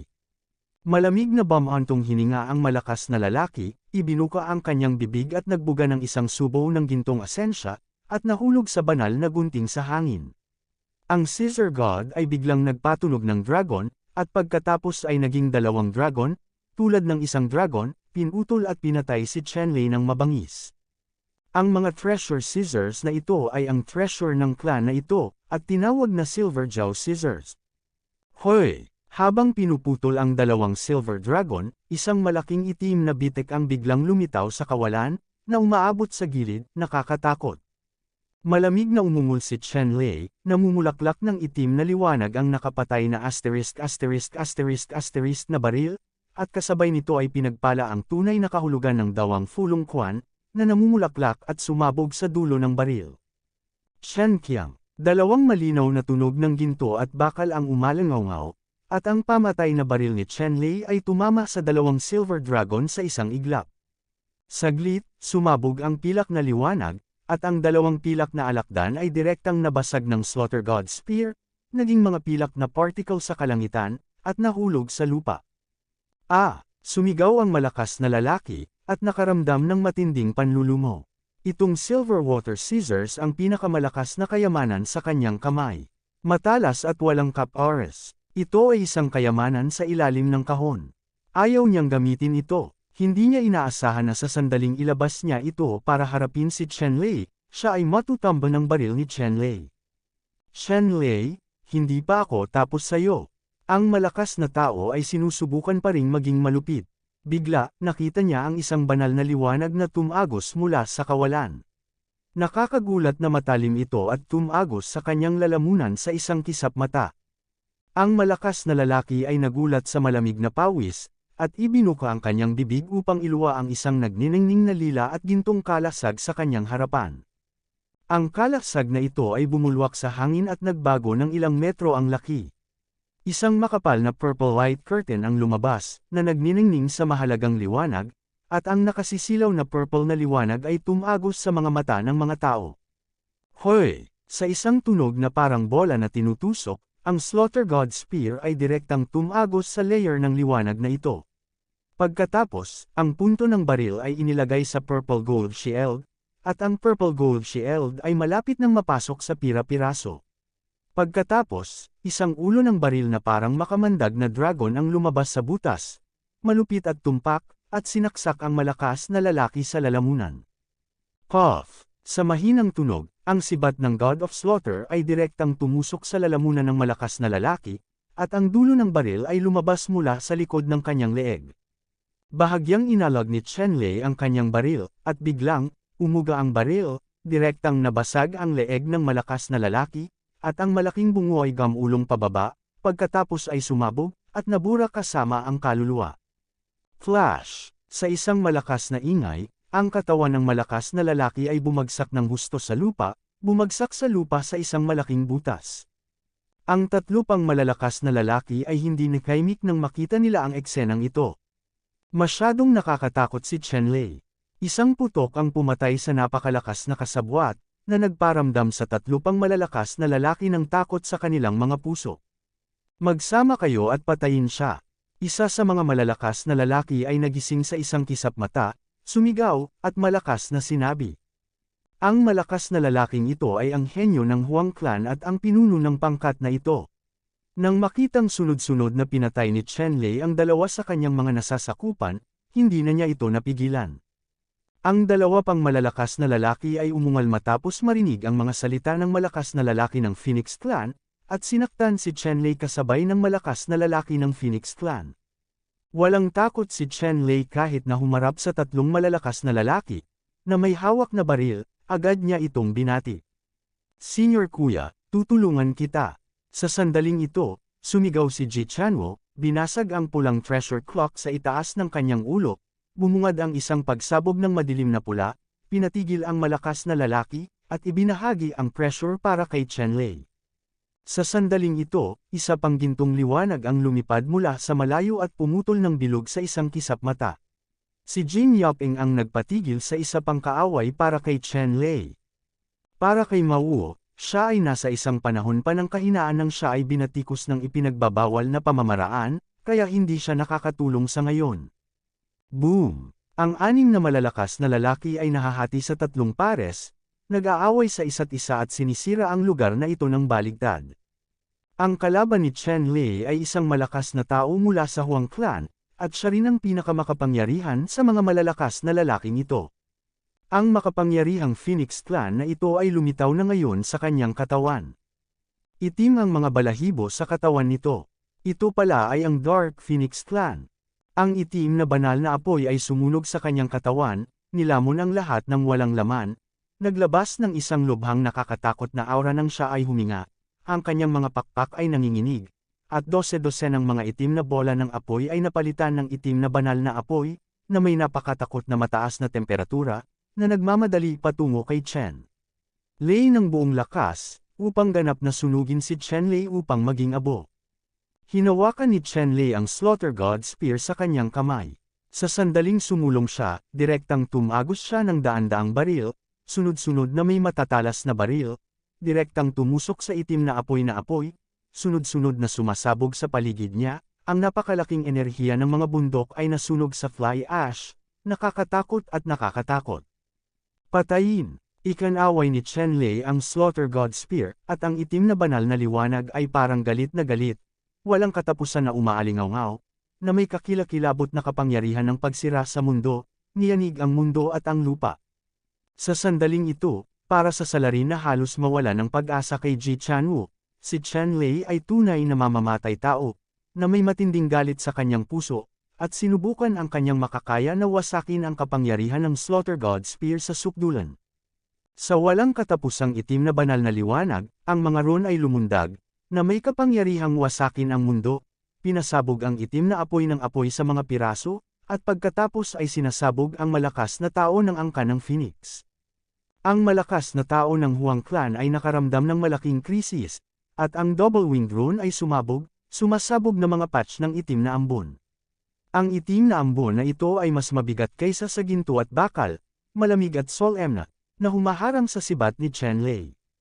Buksan mo ako, umungol si Chen Lei, at ang Slaughter Spear sa kanyang kamay ay nanginginig muli ng malakas, at hindi mabilang na mga ron ang lumipad mula sa dulo ng sibat, walang katulad na matalim, na humahampas pasulong upang iwaksi ang makapal na itim na ambon. Hoy! Ang liwanag ng sibat na binago ng walang katapusang ron ay lubhang kamangha-mangha, tulad ng paunang liwanag na nagbukas sa mundo, hindi nasisira at hindi nababasag, na agad na hamampas sa itim na ambon sa kalangitan, at humahampas patungo sa isang malakas na lalaki ng angkan ng Phoenix. Ilang sandali, damanak ang itim na dugo sa kalangitan, at bumantong hininga ang malakas na Phoenix, at ang isang pakpak ay direktang naputol ng ilaw ng baril. Walang katapusang galit ang bumaril mula sa mga mata ng makapangyarihang angkan ng Phoenix na ito, at ngumuso siya, at ang itim na ilaw ng kabilang pakpak ay nagtagal, at sinampal niya si Chen Lei ng malakas. Ilang saglit, umalangaw-ngaw sa kawalan ng isang dagandong na parang rumaragas ang alon, at ang kawalan ay sumabog na patong-patong, at hindi mabilang na mga bundok ang direktang sumabog. Sa ilalim ng layer, ang walang katapusang enerhiya ay nagiging walang katapusang kapangyarihan. Binasag ni Chen Lightning. Ito ay isang uri ng supernatural na kapangyarihan ng angkan ng Phoenix. Sa ngayon, ang kapangyarihang ito ay ginagamit ng makapangyarihang angkan ng Phoenix ng may pagkamuhi, at ang kapangyarihan nito ay lubhang nakakabigla. Sigaw ni Chen Lei, na nakaharap sa malakas na suntok, nang hindi umiiwas, ang baril ay tumusok. Ginamit din ng sibat baril ni Chen Lei ang lahat ng cultivation dahil ang tunay na kapangyarihan ng gang at kapangyarihan ng kaluluwa sa katawan ay ginamit ng walang pag-aalinlangan, at ang mga porma sayon sa katawan ay lumiwanag sa isang iglap, walang katapusang malakas na kapangyarihan na parang nahulog mula sa kawalan. Pagpapala sa katawan ni Chen Lei, ginagawa ang Diyos ng Slaughter ang baril ay kumikinang na may maningning na liwanag. Sa sandaling ito, ang God of Slaughter Spear, bagamat madilim pa ang baril, ay sumambulat ng may banal na liwanag, puno ng layuning pumatay, at ang nakakagulat na liwanag ng baril ay tumagos sa supernatural na kapangyarihan ng makapangyarihang Phoenix. Sa ilang sandali, hindi mabilang na mga banal na ilaw ang nag-intertwine, na gumagawa ng malakas na tunog na parang kulog, at ang mga piraso ng liwanag ay nagtagpo sa isang malaking sibat na ilaw, na direktang pumutok sa walang katulad na kayamanan ng makapangyarihang Huang clan, at pagkatapos, sumabog sa katawan ng itong makapangyarihang angkan ng Phoenix. Nagkaroon ng pagsabog ng makulay na liwanag na nagniningning sa makapangyarihang angkan ng Phoenix na ito. Sa sandaling ito, talagang sinira niya ang 12-dosenang mga kayamanan ng proteksyon sa katawan upang labanan ang walang katulad na sibat na ito. Gayunpaman, wala sa 12-dosenang mga kayamanan na ito sa Phoenix Clan ang mapipigil, at ang mga ito ay nagkapira-piraso, namumulaklak na parang mga paputok. Sa mata ng isang tagalabas, ito ay tunay na maganda. Kaya lang, sa mga mata ng makapangyarihang Phoenix Clan na ito ay lubhang nakakatakot, parang isang illusory post. Hoy! Sa wakas, matapos sirain ng liwanag ng baril na ito ang 12-dosenang mga kayamanan sa Phoenix Clan, isang baril ang tumagos sa kanyang dibdib, at lumabas ang dulo ng baril mula sa likuran. Hindi. Agad na napahiyaw sa kawalan ng pag-asa ang makapangyarihang angkan ng Phoenix. Pumunta ka sa kalsada. Sumigaw si Chenlei sa mahinang boses, at ang kanyang boses ay kasing lamig ng hangin na umiihip mula sa impyerno. Nang walang awa, sinisira ang Slaughter God Spear, nanginginig ang poste ng sibat, ang nakakatakot na alon ng pagkawasak mula sa pole gun ay sumabog paitaas at pumasok sa katawan ng makapangyarihang angkan ng Phoenix. Sa isang sandali, ang katawan ng makapangyarihang angkan ng Phoenix na ito ay direktang nabasag ng nakakatakot na mga alon ng pagkawasak, naging dugong ambon sa kalangitan, sumasabog, at ang kaluluwa ay nabura sa parehong oras. Matapos patayin ng baril ang malakas na lalaki ng Huang Clan, huminga si Chenlei, naging tanyag ang kanyang hininga, dumagundong ang kanyang boses, at may bakas ng pagod sa kanyang mukha. Ang Phoenix Clan powerhouse na ito ay talagang isang supreme powerhouse. Maaari siyang patayin ni Chenlei gamit ang baril. Masasabing maliban sa critical strike rune, wala siyang reserbasyon. Ang baril na ito ay makapangyarihan, ngunit ang pagkonsumo nito ay isa ring astronomical figure, na halos nawalan ng laman si Chenlei sa unang pagkakataon. Gayunpaman, ang kakayahang pumatay ng napakalakas na kaaway sa isang putok ay sulit ang gastos. Si Chenlei ay lumunok ng isang dakot ng mga spirit peel sa kanyang pasukan, ginawa itong mga patak na damaloy sa kanyang katawan, na nabawi ang natupok na kapangyarihan ng tunay na gang. Kasabay nito, ang Azure Dragon Rejuvenation Art ay nawasak, at ang hindi mabilang na spiritual chi ay lumundag sa kanyang katawan, ang kanyang cultivation ay mabilis na nakabawi. Sa oras na ito, ipinakita rin ng mga kalaban nina Jin Yaping at Ji Chanwo ang kanilang pagiging invincibility. Sa huli, isang malakas na lalaki ang dinurog ni Jin Yaping na may gininto ang mga pakpak at direktang pinutol ang kanyang ulo, nakakulong na kaluluwa, habang ang isa pang malakas na lalaki ay dinurog ni Ji Chanwo, na sinira ang pulang orasan, nagbuga ng apoy, nasusunog, upang lumipad abo, at kahit ang kaluluwa ay hindi makatakas. Matapos patayin ni Jin Yaping at Ji Chanwo ang kanilang mga kalaban, nakahinga sila ng maluwag sa mahabang panahon. Naglagay din sila ng maraming spirit peel sa kanilang mga bibig sa unang pagkakataon upang maibalik ang kanilang paglilinang sa lalong madaling panahon. Di nagtagal, nakabawi ang lahat, at pagkatapos ay nagsimulang magsalita. Matapos ipakilala ni Chenlei sina Mao at Jin Yaping kay Ji Chanwo, tinanong niya si Ji Chanwo tungkol sa kanyang karanasan sa walang kamatayang lihim na kaharian na ito. Nagbigay ng detalyadong paliwanag si Ji Chanwo sa kanyang sariling karanasan, at narito rin si Ji Chanwo para sa pakikipagsapalaran, lalo na ang banal na orasan ng Phoenix sa kanyang kamay, na napakalakas, bahagyang mas masahol pa kaysa sa Slaughter God Spear. Nang tanungin ni Chenlei si Ji Chanwo kung nakita niya sina Baimanman at Yunlinger, umiling si Ji Chanwo. Ang walang kamatayang lihim na kaharian na ito ay napakalaki upang makatagpo. Nang makitang walang balita tungkol kay Baimanman at Yunlinger, hindi na nagtanong pa si Chenlei. Kung makakatagpo siya sa walang kamatayang lihim na rehiyong ito ay nagkataon lamang. Sa kabutihang palad, sa pamamagitan ng concentric jade pendant, malalaman ni Chenlei na ligtas si Baimanman, ito ay sapat na. Para naman kay Yunlinger, kahit na walang concentric jade pendant, naniniwala si Chenlei na ang babaeng ito ay hindi panandaliang tao, at hindi rin siya maaaring mamatay. Pagkatapos ng lahat, siya ay dugo ni Emperor Yun Xiao, kaya imposibleng maging malas. Pagkatapos noon, bumuo ng maliit na grupo sina Chenlei, Ji Chanwo, Mao, at Jin Yapeng at sabay na kumilos.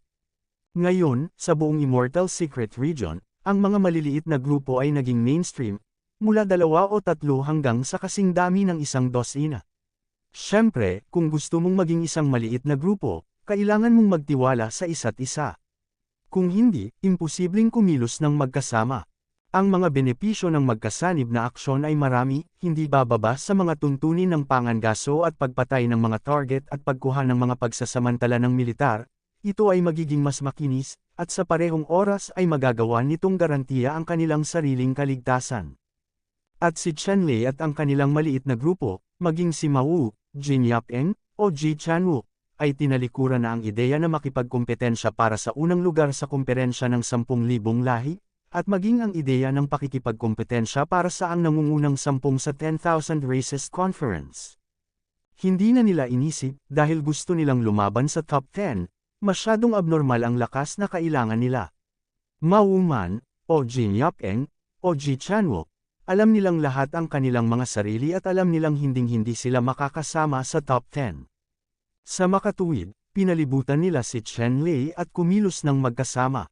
Ang pangunahing layunin ay hindi upang patayin ang kaaway at makakuha ng mga pagsasamantala ng militar, ngunit upang mangolekta ng maraming mga kayamanan hanggat maaari sa walang kamatayang lihim na rehiyon na ito upang madagdagan ang kanilang lakas. Sa wakas nahanap na rin kita. Sa araw na ito, nang si Chen Lei at ang iba pa ay nangongolekta ng mga kayamanan, biglang, isang malamig na ungol ang dumating, at isang grupo ng makapangyarihang angkan ng agila na may kaliskis na bakal ang bumasag sa mga ulap at lumitaw sa itaas ni Chen Lei at ng iba pa. Ang pinuno ng makapangyarihang grupong ito ng mga tribong agila na may kaliskis na bakal ay ang batang panginoon ng tribong agila na may kaliskis na bakal na binaril ni Mao.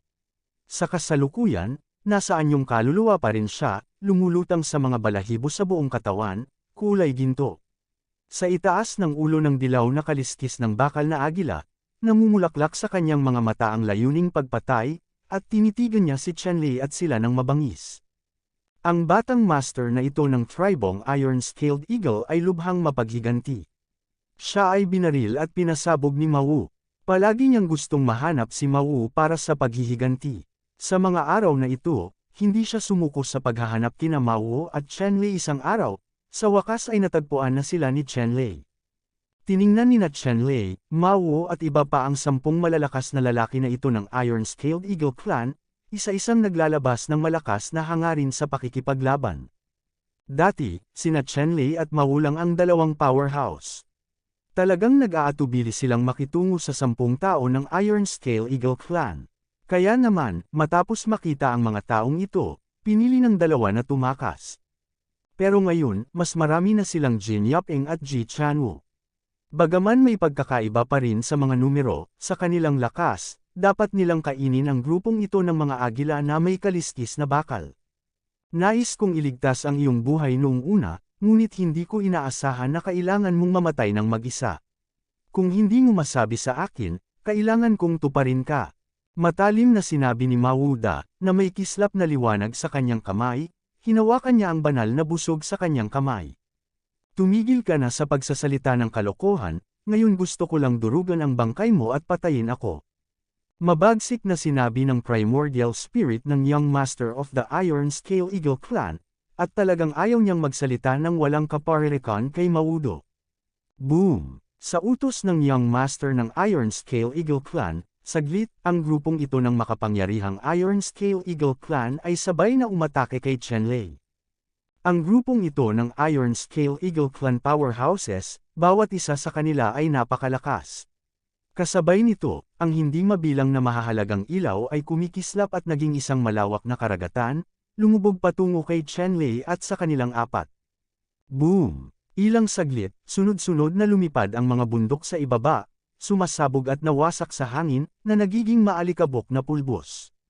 Buksan. Malakas na sumigaw si Mao, tumaas ang malakas na aura sa kanyang katawan, at ang busog ay iginuhit na parang full moon sa unang pagkakataon.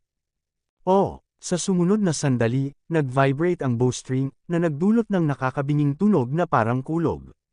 Isang sinag ng banal na liwanag ang bumulwak mula sa busog, nagiging walang kapantay na bahaghari, tumagos sa isang piraso ng mahalagang mahiwagang ilaw, at bumaril patungo sa ang malakas na tao ng angkan ng agila ng kaliskis na bakal. Isang sigaw ang dumating, at ang makapangyarihang puno ng agila na may kaliskis na bakal ay direktang binaril ng palasong ito at sumabog sa ulap ng dugo sa hangin.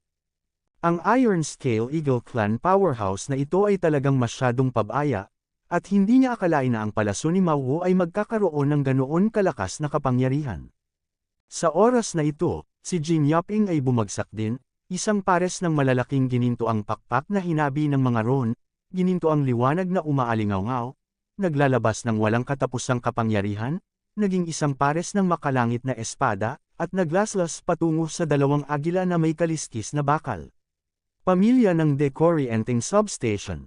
Si Jin Yaping ay nagtataglay ng isang uri ng talentadong supernatural na kapangyarihan ng Golden Winged Daping Clan. Ang ganitong uri ng mahuhusay na supernatural na kapangyarihan ay natural na may epekto sa mga ibon tulad ng mga agila at pang. Ang makapangyarihang Linying Clan ay nanginginig, iniwan silang tulala. At sinasamantala ang nakatatakot na pagsisikap ng dalawang Eagle Clan powerhouse na ito, ang mga ginintoang pakpak na dinurog ni Jin Yaping ay tumawid sa leeg ng dalawang Eagle Clan powerhouse na bakal. Bumagsak ang pinuno ng isang makapangyarihang angkan ng agila. Dinurog ni Ji Chanwo ang Divine Phoenix Bell, at sumiklab ang pulang apoy. Sa isang kisap mata, nakulong ng dagat ng apoy ang tatlong malalakas na agila na may kaliskis na bakal sa dagat ng apoy. Ang tatlong Iron Scale na Eagle Clan powerhouses ay nagpapalabas ng itim na liwanag, lumalaban sa pagguho ng liwanag ng apoy, ngunit ang pulang ilaw ng apoy ay napakalakas, at ang kanilang mga ilaw na nagpoprotekta sa katawan ay mabilis na nabasag, at pagkatapos ay sisirain sila ng apoy. Napalunok ang tatlong malakas na angkan ng agila. Sa kabilang panig, hinawakan ni Chen Lei ang Slaughter God Spear, at direktang sinaksak ang apat na sibat. Ang apat na sibat na ilaw ay parang bahaghari, nakasisilaw, nakamamatay, at sinaksak ang apat na malakas na angkan ng agila na may kaliskis na bakal. Cough! Nang maging ang dalawang makapangyarihang angkan ng agila na may kaliskis na bakal ay direktang napasok ng sibat at ang kanilang mga katawan ay hinaypan sa pira-piraso, maging ang primordial spirit ay hindi nakatakas sa kapahamakan. Ang natitirang dalawang matibay na angkan ng agila na may kaliskis na bakal, isang pinuno na may lahat ng ginintoang balahibo, at ang isa ay isang malakas na may balahibo na pilak. Tumakas sila sa ilalim ng baril ni Chen Lei. Gayunpaman, ang powerhouse na may pilak na balahibo ay nakatakas sa kanyang buhay, ngunit ang isang pakpak ay natagos ng isang putok ng baril. Ang mga pilak na balahibo ay lumipad sa hangin, at isang malaking butas ang lumitaw. Ang powerhouse ng Golden Iron Scaled Eagle Clan ay karapat-dapat na maging pinuno ng grupong ito ng Iron Scaled Eagle Clan. Sa ilalim ng putok na ito, umatras siya sa buong katawan at lumipad pabalik ng libu-libong metro. Sa malayo, tumingin siya kay Chen Lei nang hindi sigurado. Masyadong malakas ang lakas ng baril ni Chen Lei kanina. Ang Tribong Eagle na may kaliskis na bakal ay nakadama ng malaking krisis sa unang pagkakataon at direktang gumamit ng nakakaligtas na trump card para makatakas sa baril ni Chen Lei. Isang tadhana. Sa sandaling ito, nahulog ang mga ginintoang balahibo mula sa makapangyarihang angkan ng agila na may kaliskis na bakal at naging pulbos sa hangin. Ang gintong balahibo na ito ay hindi mula sa kanya, ngunit mula sa orihinal na balahibo ng isang makapangyarihang ninuno ng kanyang mga ninuno. Sa kasamaang palad, nabasag ito ng baril ni Chen Lei, na nagparamdam sa malakas na Iron Scale Eagle Clan na ito ng labis na panlulumo. Sa sandaling ito, ang kaluluwa ng Young Master ng Iron Scale Eagle Clan ay hanggal na. 10 makapangyarihang tribo, na nakaharap sa kanila ni Chen Lei, 8 tao ang pinugutan ng ulo sa isang kisap mata. 2 na lang ang natitira. Isa sa kanila ay malubhang nasugatan. Dahil dito, namatay ang tribong ito na may kaliskis na bakal na agila. Young Master, hindi niya maisip. Paano ito posible? Sa sandaling ito, ang batang master ng Iron Scale Eagle Clan ay mukhang mapurol, at ang kanyang espiritu ay medyo nalilito. Ang malakas na lalaki na may ginintoang balahibo sa buong mata ay napakatalam, at siya ay sumigaw. Ang kanyang katawan ay nagningning na ginintoang, ang kanyang mga pakpak ay pumutok, at ang walang laman ay nahati.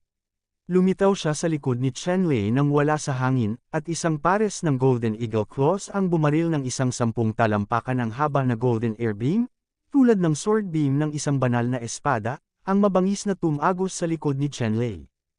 Itong Iron Scale Eagle Clan Powerhouse, na may determinasyon, ay ang tunay na pagmamalaki ng langit sa gitna ng Bakal Scale na Eagle Clan.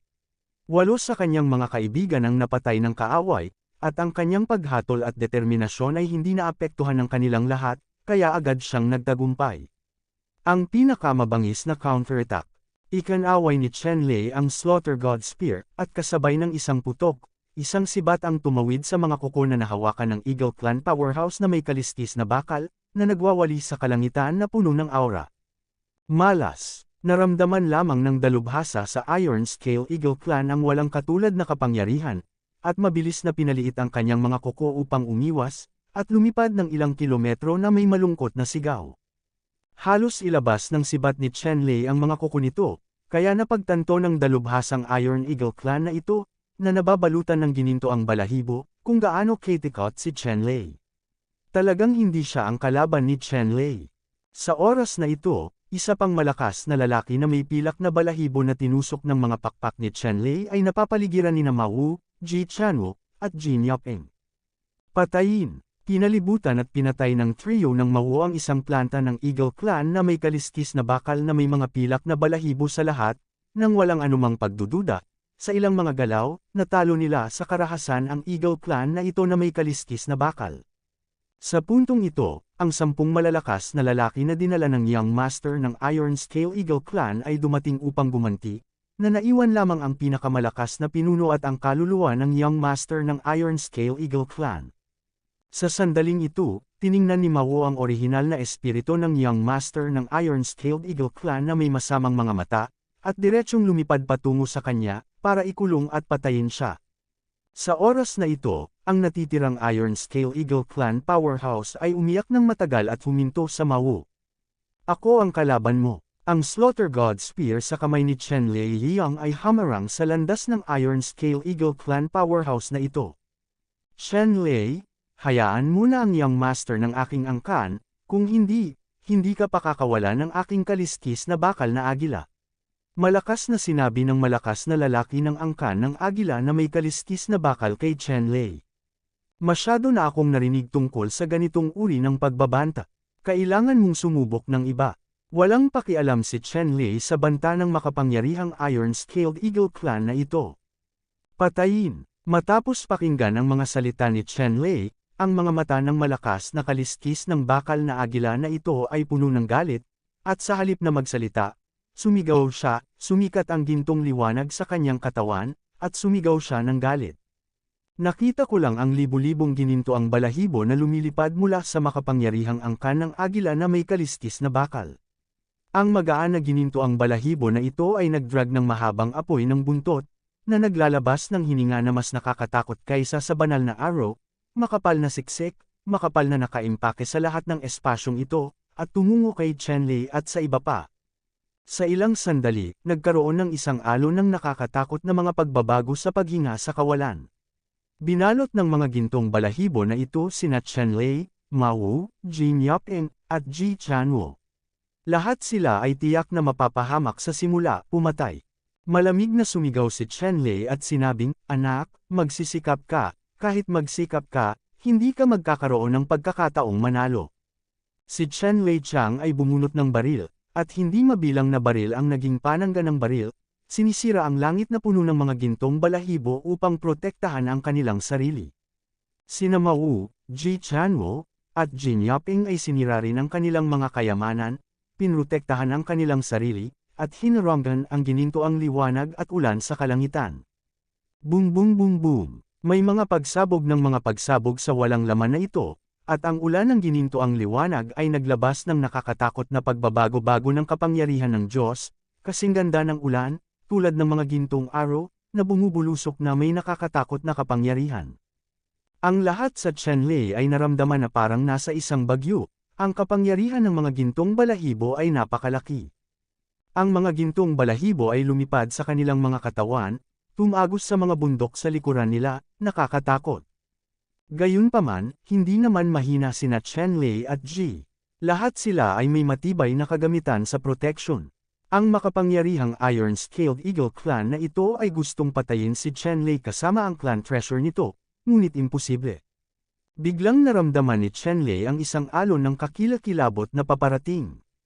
Isang lubhang mapanganib na hininga ang nagmula sa ginintoang liwanag at ulan sa kalangitan, na nagparamdam sa kanya ng alon ng kakilakilabot at panginginig, isang nakamamatay na krisis mula sa puso na bumubulusok.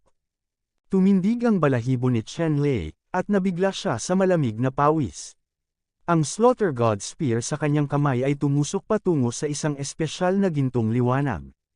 Masyadong mabilis ang bilis ng ginintoang liwanag na ito, direktang bumagsak sa blockade ng Slaughter God Spear at bumaril patungo sa puso ni Chenlei.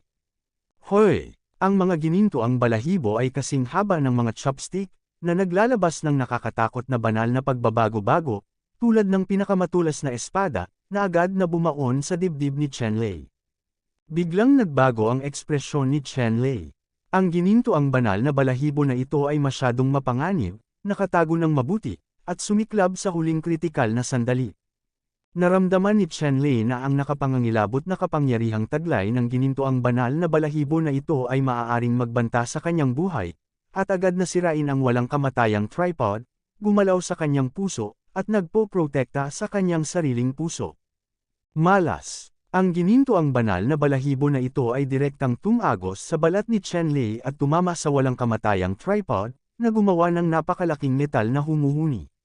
Boom! Sa isang putok, napuno ng dugo ang dibdib ni Chenlei, at lumitaw ang isang butas ng dugo na kasing laki ng kamao. Sa butas ng dugo, makikita ang isang layer ng mahinang liwanag, tulad ng isang network, na nagpo-protekta sa buong katawan ni Chenlei. Ubu! Gayunpaman, ang kapangyarihan ng banal na balahibo na ito ay napakalakas pa rin, kahit na ang karamihan sa kapangyarihan ay naharang ng walang kamatayang kaldero, nasugatan pa rin ito ang mga panloob na organo ni Chenlei, na naging sanhi ng pagsusuka niya ng dugo. Sa sandaling ito, patuloy na dumudugo ang butas ng dugo ni Chenlei na kasing laki ng kamao sa kanyang dibdib, na lubhang nakakatakot. Ramdam ni Chenlei na ang makapangyarihan at walang kapantay na kapangyarihan na nasa banal na balahibo na ito ay dumudurog na ngayon sa walang kamatayang kaldero, mahigpit na binabantayan ang sarili, at sinisipsip ang lahat ng kapangyarihan sa walang kamatayang kaldero. Sa oras na ito, natakot si Chenlei pagkatapos ng labanan. Kung walang fairy ding, kung gayon ay dudurugin siya ng gintong banal na balahibo na ito, at imposibleng mabuhay. Ang divine feather na ito ay talagang napakalakas. Gayunpaman, sa ilalim ng depensa ng immortal na tripod, ang napakalakas na banal na balahibo na ito ay ganap na hindi epektibo, maliban sa isang butas ng dugo na kasing laki ng kamao ang sumabog sa dibdib ni Chenlei, na ikinagulat ng mga panloob na organo ni Chenlei. Hindi ito nagdulot ng karagdagang pinsala kay Chenlei. Sa sandaling ito, huminga ng mahabang hininga si Chenlei, at ang Azure Dragon Rejuvenation Art ay nabasag, at isang pagsabog ng asul na liwanag ang bumalot sa butas ng dugo malapit sa dibdib, na huminto sa dugo mula sa sugat, at pagkatapos ay umiwas ang malakas na lalaki. Ang malakas na lalaki ng angkan ng Iron Scale Eagle ay hindi makapaniwalang tumingin kay Chenlei. Hindi niya inaasahan na talagang hindi epektibo ang kanyang pumatay kay Chenlei, at hindi niya kayang patayin si Chenlei. Tagumpay hanggang kamatayan. Sa sandaling ito, iwinagayway ni Chenlei ang Slaughter God Spear, binaril ng may puot. Tiyak at tiyak, isang sibat ang tumusok sa malakas na lalaki ng Iron-Scaled Eagle Clan. Ang kahangahangang liwanag ng baril ay nagliliwanag ng walang hangganang banal na liwanag, na nagpapaliwanag sa kalangitan, na naglalabas ng walang kapantay at nakakatakot na hangarin sa pagpatay. Sa sandaling ito, hindi mabilang na mga nilalang sa paligid ang naramdaman na ang kanilang mga kaluluwa ay nagyelo, at ang buong lugar ay sakop nito, natatakpan ang mga patong ng layuning pagpatay. Ang kaliskis ng bakal na angkan ng agila ang unang nagpasa ng bigat. Siya ay sinalakay ng isang lubhang kakilakilabot na layunin ng pagpatay. Maging ang kanyang pag-iisip ay halos matigas. Pagharap sa baril ni Chenlei, hindi man lang niya naisip na labanan ito. Sige na. Cough! Ang sibat ni Chenlei ay direktang tumagos sa ulo ng Eagle Clan powerhouse na ito, at nabasag ang kanyang makalangit na takip ng espiritu. Pagkatapos, ang katawan ng baril ay sumabog sa walang katapusang itim na liwanag at nabasag ang kanyang ulo. Pagkatapos ng isang hiyawan, ganap na nalipol ang kasing kalkal na Eagle Clan powerhouse na ito, at ang Primordial Spirit ay nilipol din ng Slaughter God Spear sa parehong oras. Ang malaking katawan, tulad ng isang gintong ulap, ay naanod pababa, na nagwasak sa lupa sa isang malaking butas. Hindi. Nakita ng Young Master ng Iron-Scaled Eagle Clan ang eksenang ito at sumigaw. Ang tribong ito na may lahat ng gininto ang balahibo, ay ang pinakamalakas na henerasyon ng henyo sa kanilang Iron-Scaled Eagle Clan, na kayang lumaban sa mga Diyos at umaasa na pumatay, tuluyang nahulog. Ang baril ni Chen Lei ay hindi lamang pumatay sa tribong ito, ngunit winasak din ang pag-asa ng tribong Iron-Scaled Eagle sa hinaharap. Anong mga kwalifikasyon ang mayroon ka ngayon? Tumingin si Mao sa Young Master ng Iron-Scaled Eagle Clan, at ibinuka ang kanyang bibig para iluwa ang puting banal na liwanag, na kinulong ang Young Master ng Iron-Scaled Eagle Clan. Sa pagkakahuli kay Young Master Yuan Shen ng Iron-Scaled Eagle Clan, tunay na natapos ang labanang ito. Kahit na ang labanan na ito ay maikli, ito ay lubhang mapanganib. Maging ito ay Mao, Ji Chanwo, at Jin Yap-eng, lahat sila ay nagpakita ng kanilang pinakamalakas na kapangyarihan sa pakikipaglaban sa maikling panahon. So smoothly, ang 10 ekspertong ito mula sa Skyhawk Tribe ay talagang pinatay. Lalo na si Chen Lei, natatakot pa rin siya sa mga oras na ito. Napakalakas ng gininto ang banal na balahibo na iyon. Kung magsagawa siya ng surveillance, malamang namamatay siya sa lugar ngayon.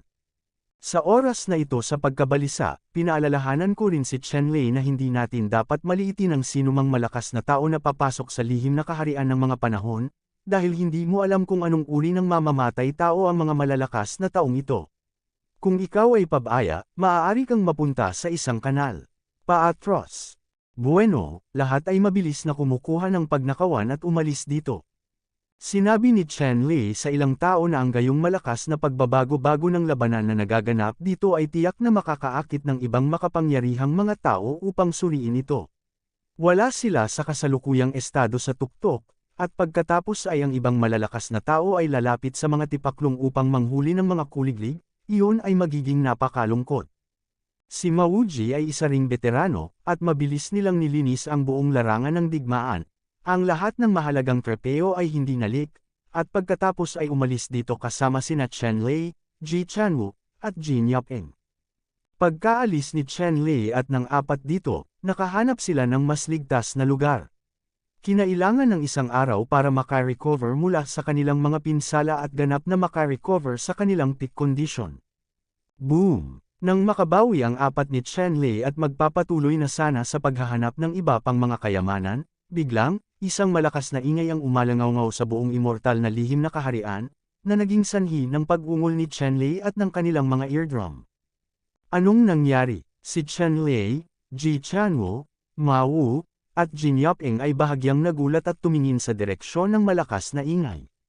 Sa sandaling ito, nakita ng 4 na powerhouse na sina Chen Lei, Ji Chanwo, Mao, at Jin Yap-eng na ang isang malaking liwanag na dumadaloy sa Xiaohan, na naglalabas ng nakakagulat na pagbabago, ay lumitaw sa gitna ng Immortal Secret Realm, isang mar-angle na tore. Tunay na lumitaw ang sagradong bundok sa tuktok ng sagradong bundok, isang napakalaking palasyo ang nagniningning na may nakasisilaw na banal na liwanag. Ano yun? Si Chen Lei, Ji Chanwo at iba pa ay labis na nagulat at hindi napigil ang magsalita. Napakaseryoso ni Mao, at sinabi kay Chen Lei, "Brother, kung tama ang iniisip ko, ito dapat ang pinakamalaking pagkakataon para sa buong Immortal Secret Realm, ang Immortal Temple." Ano, isinilang ang walang hanggang templo? Si Chen Lei ay nakabasa ng maraming libro at natural na alam niya ang Immortal Temple. Ang Immortal Temple na ito ay masasabing ang pinakamisteryosong templo sa buong Immortal Secret Realm. Sa daan-daang milyong taon na ang Immortal Secret Realm ay bukas, ang Immortal Temple ay lumitaw sa kabuoang 9 na beses, at sa bawat oras na lumikha siya ng walang katulad na powerhouse. At sa pagkakataong ito na ang ika-10 beses na lumitaw ang Immortal Temple.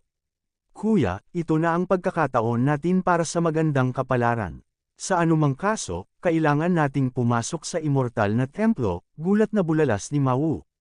Hanggat makapasok siya sa walang kamatayang templong ito, makakamit niya ang pinakamataas na swerte, posibleng maging unang tao sa mababang kaharian na ito. Thank you for watching. Please like and subscribe. Jessica Datuan Ortiz.